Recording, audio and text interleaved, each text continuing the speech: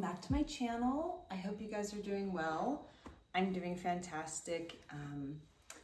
It's been a little while since I've made a video, but it's because I gave birth to a healthy baby girl on July 30th. And I decided I didn't really want to create content until I was ready. I just wanted to relax and, enjoy these cuddling moments and all the beautiful things that a newborn brings. It's a really precious time. So I just wanted to make sure that I was soaking it all in before I started creating some content. But now I think I'm ready. I'm gonna try today to just kind of get some things done around the house, and you can join me. And as we do that, I'll talk about pregnancy here in Norway, my experience of labor. I actually also have a son that I gave birth to back in 2018. We can chit chat about that. Maybe a little bit about how it is to have an elementary school child, elementary aged child. Is that what I'm trying to say? Yeah. So we can kind of chit chat about that stuff and see where it takes us. So I'm just eating a little breakfast right now. Gonna clean up the kitchen, and we can talk about, let's start with some pregnancy stuff. I'm gonna put the baby down. I'll be right back. Okay, baby girl is down. We'll see how long that lasts. And I have to have a cup of coffee. Oh no, she's awake. Maybe not. Okay, so pregnancy. When you're pregnant, you will this is my experience. Here in Norway, you usually get a doctor and a midwife. So you're gonna see the doctor for some appointments and you're gonna see the midwife for some appointments throughout your entire pregnancy. And that's kind of so that you have a second opinion from someone. You also might feel more comfortable with your midwife than you might your doctor, or vice versa. So both of them are going to do pretty much the same exact thing. The only difference I've noticed is that when I go to the doctors, they also have a laboratory there, and the nurse will take my blood work. I think they set it up that way so that you might get a little bit more maybe emotional support from the midwife, and you'll get a little bit more of this medical directness from the doctor. But again, this is just my assumption. With the midwife, your appointment is a lot longer, so you could take out more time to relax and chat. I became pregnant this time around. I took a test at home and it said positive. I never took another test. I just was like, oh, yep, that's it. I know it. I can feel it in my bones that I am pregnant. And the test just kind of was a proof to it. And then I made an appointment at the what's called health station here. And I went and saw a midwife first before I went to a doctor. And this entire time, nobody gave me a pregnancy test. They just checked my urine for protein, and then they checked my blood pressure. And then I think I got some kind of routine blood work done, but the blood work was not even done for pregnancy. They just trusted me. And I know this because me and my husband, we both had asked the midwife about this, and she said, no, if the test said positive, then it's positive. And we'll just wait to see your belly grow. So I thought that was kind of interesting, because when I was pregnant with my son, I found out I was pregnant with him right at the end of the 3 months, like the 12-week mark. And I found that out when I was visiting in the States. I was living in Norway, went over. I have a video about it. I'll link it down below so you can have more information.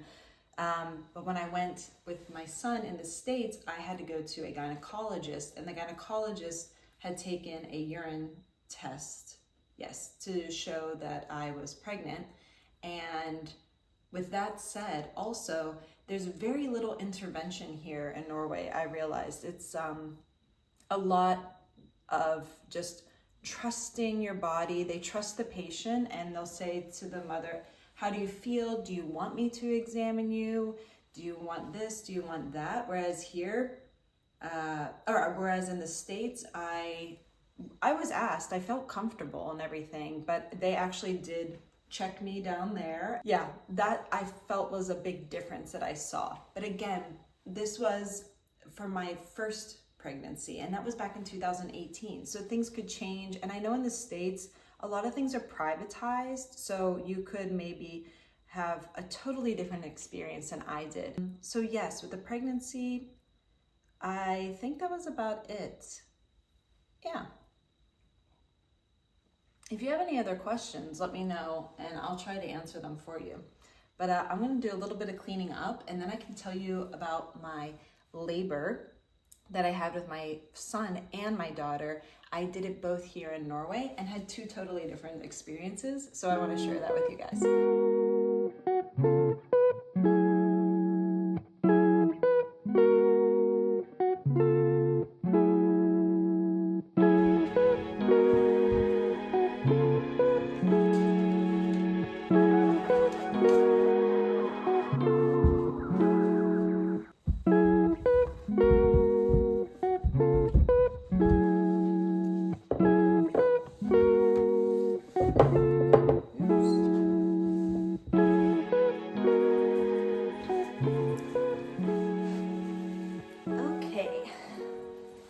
Let's do a little story time while I fold my laundry. Got to get two things done at once, or three. If I can multitask while this baby's asleep, I have one for the day. Okay, so I first gave birth to my son in 2018. I had to be induced for that because I had preeclampsia. So it was like a medical emergency, and that took many days. And we had, at that time, it was a new form of inducing. It was with a balloon. So they had told me, this is new, do you want to try it? Of course, I had the option, and I said yes. I signed a contract and we went ahead and did it. And honestly, it was kind of traumatizing to me. So I think I had held on to that for many, many years. And I'm saying that because when I had my daughter this time around, I did a lot of preparation work, and I started the beginning of my pregnancy, and throughout my pregnancy, I did some reading, and I also studied a bit of hypnobirthing. I did the hypnobirthing meditations so that I had mantras. I used the audiobook Mindful Hypnobirthing by Sophie Fletcher. Great mantras. There's like breathing techniques. It was confirming to me that this is natural. I am born to do this. All women are. Emergencies happen. Things do go wrong. And that's why we have all this medical practice, which is fantastic. But in my mind, I really wanted to try to see how we could do this as naturally and holistic as possible. The second time around, I believe that this hypnobirthing mantras and breathing techniques really helped. But the number one thing that helped me, and I recommend this to everybody, is the book by Ina Meyer. I believe it's called Guide to Childbirth. I will link it down below so you can check it out. Ina Meyer is Ina May, I'm sorry. Her name is Ina May. And she is a midwife. I believe she practices in Tennessee, or at least she did practice in Tennessee. I'm not sure what she does anymore, but she has such a great outlook on birth and how it could be a great experience. And if you told me this before I had my second child, I would laugh and say, yeah, no, everyone has a horrible experience. You must be drugged or something when you're giving birth to experience something almost euphoric. Like people will say, oh, it was euphoric, it was beautiful, it was great. And my first experience of labor it was hell. I was scared. I was scared for myself and my son. But this time around, it was so relaxing because I had done the research and I believed in myself and I had a good plan. And I also spoke to my doctor and my midwife. So here in Norway, when you arrive at the hospital for labor, you will have a team. Now, I don't know if this is how it is for everywhere in Norway, but for my experience, the team that I had was a midwife. And when I came in, I was like 1 minute between contractions. It was was kind of late. I was showing up late, but she just asked me like, what do you want? I'm here for you. Let's do this together. And if you ever feel out of control, I'm in control. And it was great. I felt like we connected right away. And I had said to her, I would like to have as little intervention as possible. And I basically just rattled off the dream labor experience that I wanted to have. And it was also almost reaffirming to me. It was just reassuring myself, yes, this is it. This is what I want. Keep that in mind as we keep going forward. And she prepared the room. There were no lights on in the room, and it was very calm. And I told her that if she could just keep normal conversation with me, that would be great. And she did. And we even laughed here and there, even though all of a sudden I was in so much pain. But yeah, after a little while, my husband had said to me, are you sure you don't want, what is it called? The epidural. Are you sure you don't want an epidural? And I was like, yeah, I think I do. I think I want it. And as soon as they had called the doctor, like a minute later, they were coming down the hallway, my water broke, and I was like, nope, I'm ready to push. Let's do this. So I actually had a fantastic experience with labor that I wish everybody could have. And that's why I am pushing to look into Ina May. Ina May, you don't have to read her books. You could find her on YouTube. I watched her TED Talk and a few other interviews that she had. And she has such a great perspective, really positive. And I agree with what she says.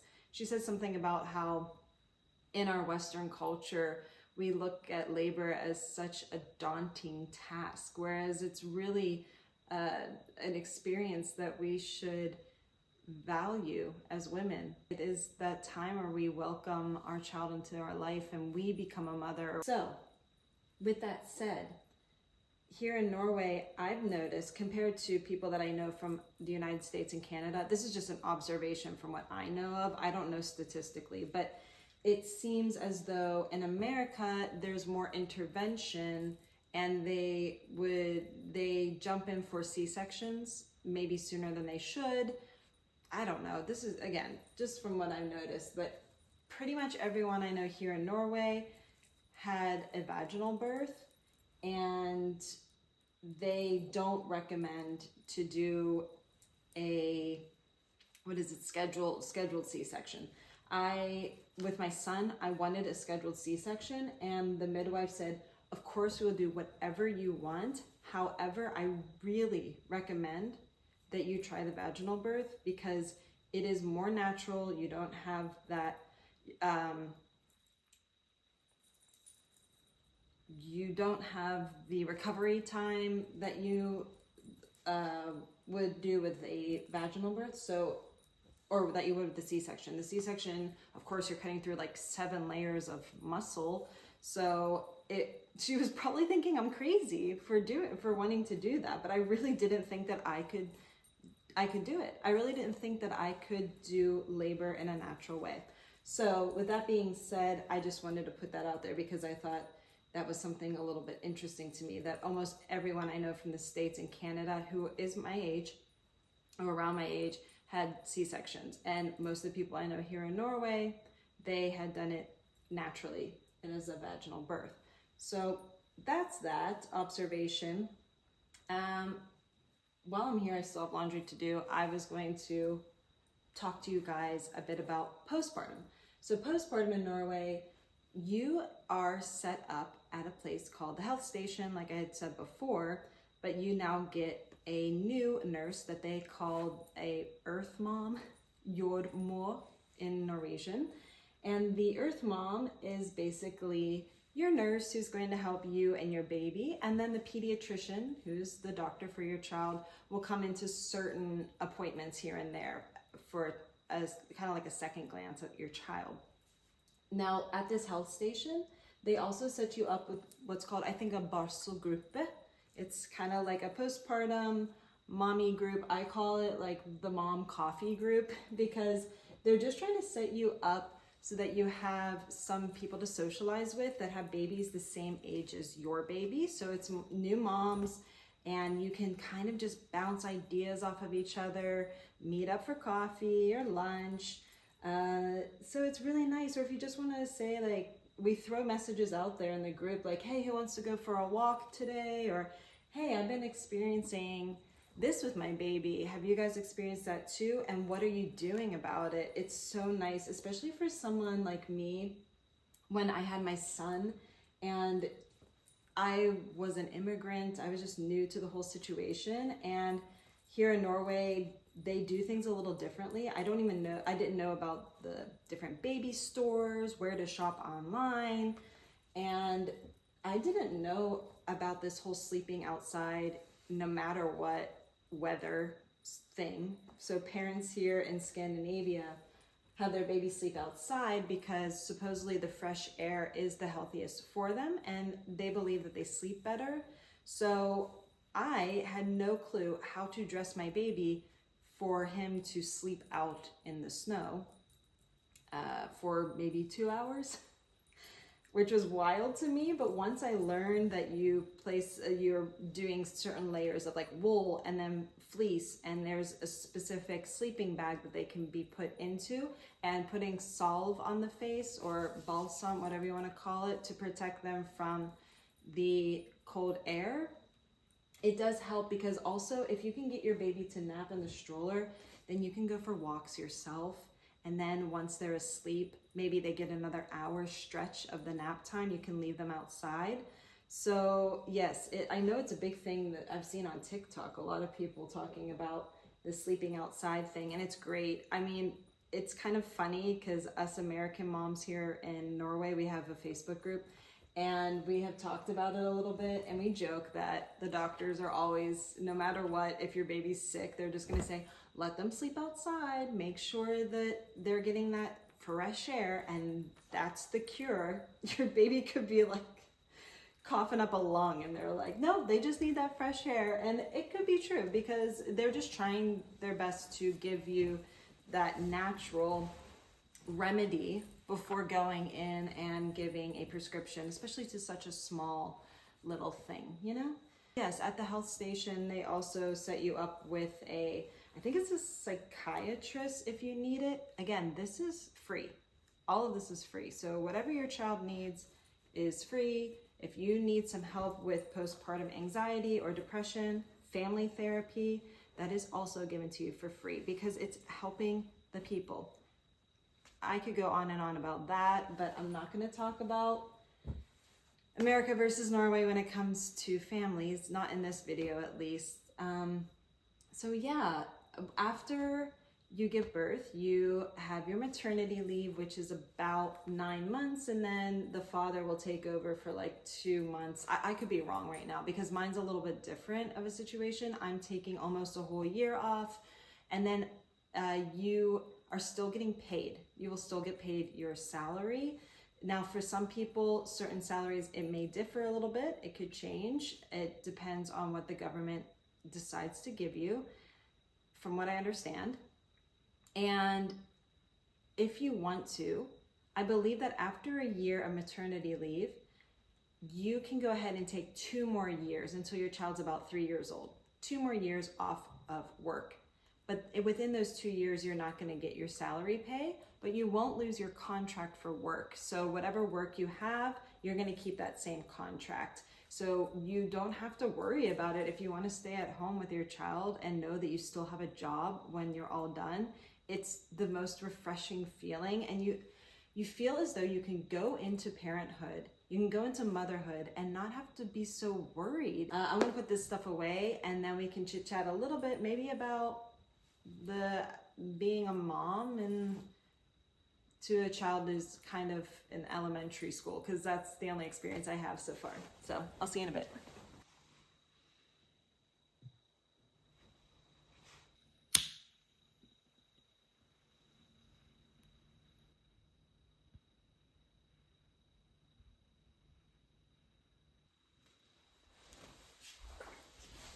Okay, my camera is doing a balancing act right now, and it's slightly off. It probably will be off throughout most of the video, so I apologize, but I'm just trying to get through this while she's taking her nap. because I have been trying to get back onto YouTube for almost a month now, and I really want to try to make it work. Anyways, that aside,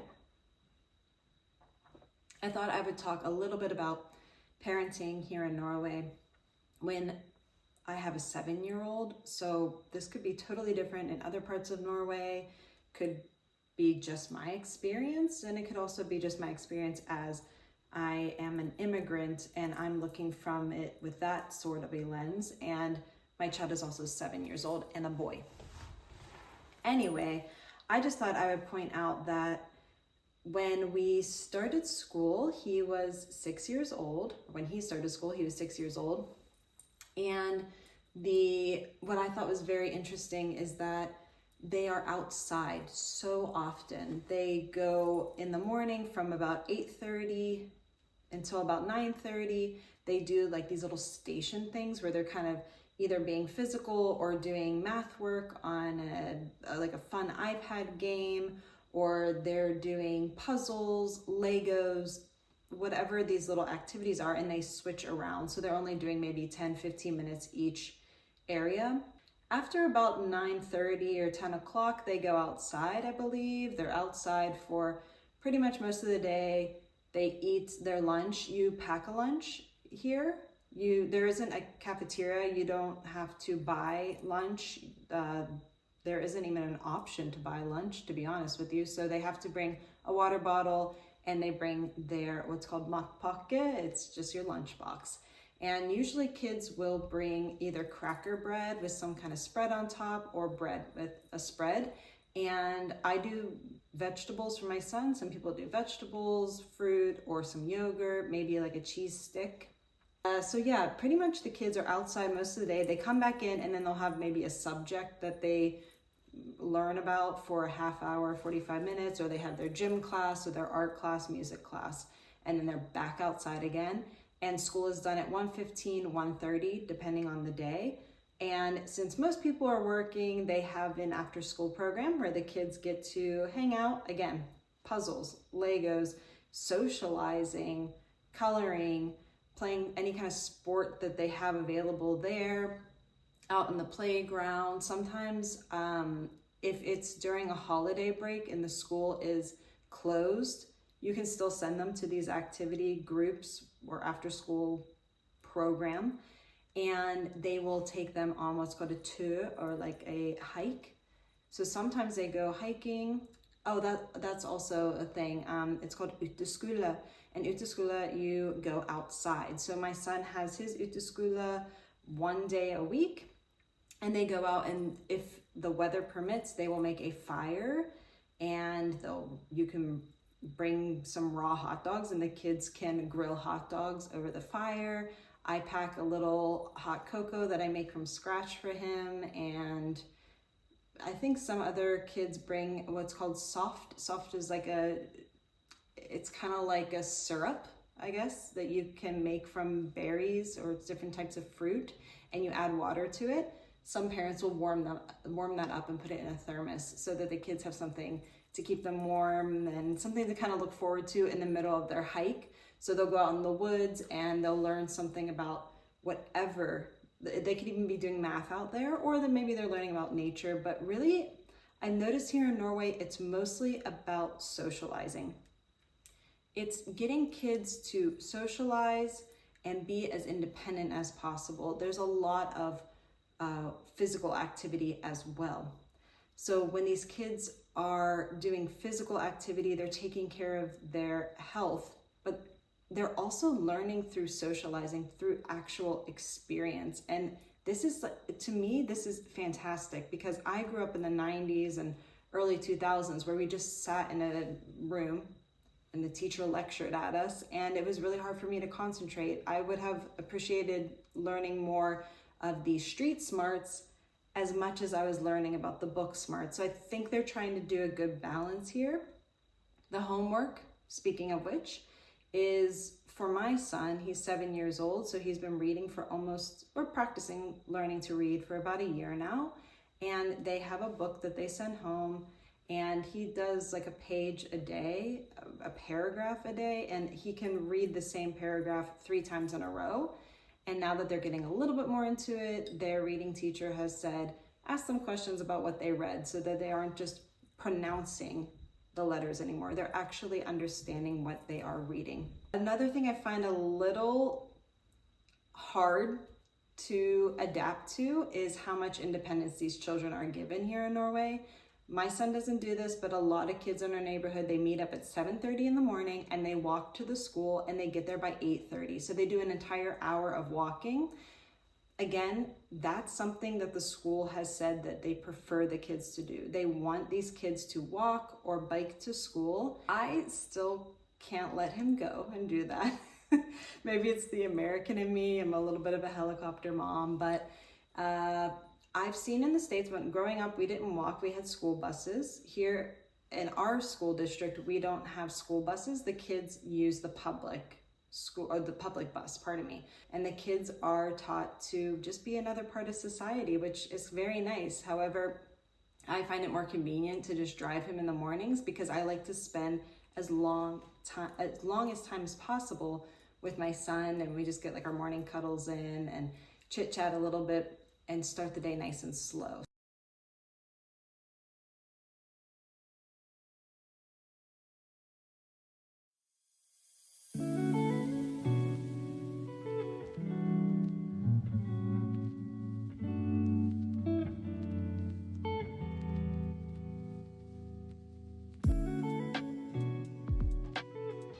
Okay. All right, baby girl's awake and she waits for no one, so I'm gonna head off now. I hope this was an informative video, and I wanna say thank you for watching. I'll see you next time. Bye-bye.